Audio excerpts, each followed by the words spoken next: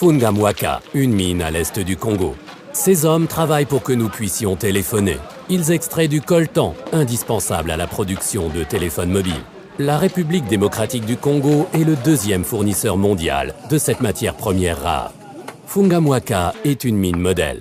Elle n'emploie pas d'enfants. L'État contrôle l'extraction et prélève des impôts. Les responsables de la mine travaillent de manière légale.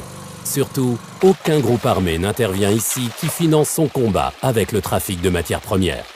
Car la longue guerre civile financée par la richesse du sol est le plus gros problème du Congo de l'Est. 90% des mines sont exploitées par des mineurs artisanaux dans des terrains frontaliers à peine accessibles. Un paradis pour les groupes de rebelles qui exigent du travail forcé des travailleurs et vendent les trésors du sol sur le marché mondial en passant par les pays voisins comme le Rwanda. Audrey Bialoura travaille depuis novembre 2014 à Fungamwaka. Avant que des rebelles ne volent ses bêtes il y a des années, il était fermier. Il est maintenant forcé de gagner sa vie comme mineur. Il habite sur le site minier de Numbi, dans une simple construction de planches, sans matelas. Au cours des bonnes années, les mineurs artisanaux pouvaient encore bien gagner leur vie ici. Mais depuis que le boom de l'or nouveau est passé, beaucoup se sont endettés. Je n'ai rien gagné du tout jusqu'à présent. Au lieu de ça, j'ai toujours dû emprunter de l'argent au patron pour payer ma licence de mineur, le loyer ou la nourriture. La vie à Numbi est chère et notre rendement bien trop bas. Une mine légale est dirigée par une coopérative.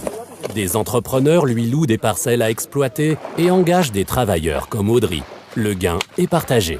50% reviennent aux gérants. Les minerais sont lavés du sable à la pelle, comme aux anciens temps des chercheurs d'or. Dans la capitale de province, l'étain ne rapporte guère plus que 5 € par kilo. Le coltan, quant à lui, 20 €. La chambre minière de Sescam enregistre les minerais qui quittent Fungamwaka et scelle les sacs de plastique. Mais les vendeurs locaux réouvrent immédiatement les emballages pour en retirer d'abord la saleté et le fer et pour ensuite séparer avec un simple aimant le précieux coltan de la cassiterie. Ici, le contrôle s'arrête et la zone grise commence. Des matières premières sont par exemple souvent transportées la nuit depuis des mines illégales vers les zones minières officielles. Comment peut-on l'empêcher? Bukavu, la capitale de la province du Sud Kivu. Dans la cour du musée géologique, l'Institut fédéral allemand des géosciences et des ressources naturelles de Hanovre a établi un laboratoire pouvant déterminer la provenance des minerais.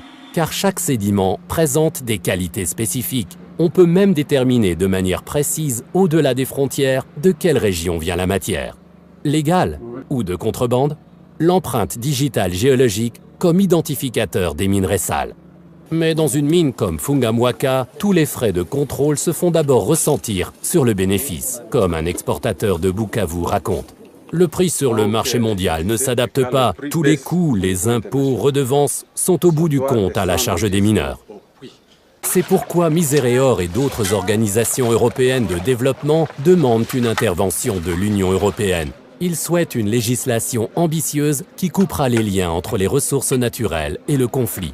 Des entreprises agissant sur le marché européen et vendant des produits contenant des minéraux à conflit devraient être tenues responsables de leur chaîne d'approvisionnement. Elles devraient s'assurer que les droits de l'homme sont respectés tout au long de la chaîne, des matériaux bruts aux produits finis, et elles devraient en couvrir les coûts. À Fungamwaka, les mineurs paient seuls les contrôles. Ils gagnent moins. Au cours des derniers mois, je n'ai pas pu envoyer un seul franc à ma famille. Je ne peux pas rentrer à la maison non plus. On m'arrêterait immédiatement à cause de mes dettes.